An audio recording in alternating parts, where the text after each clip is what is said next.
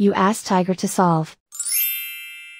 This deals with linear equations with one unknown. The final result is x equals 35. Let's solve it step by step. Group all constants on the right side of the equation. Add 1 to both sides. Simplify the arithmetic.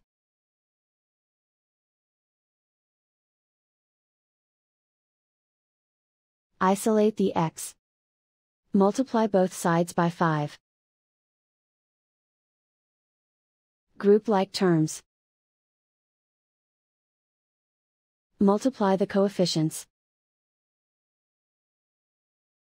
Simplify the fraction.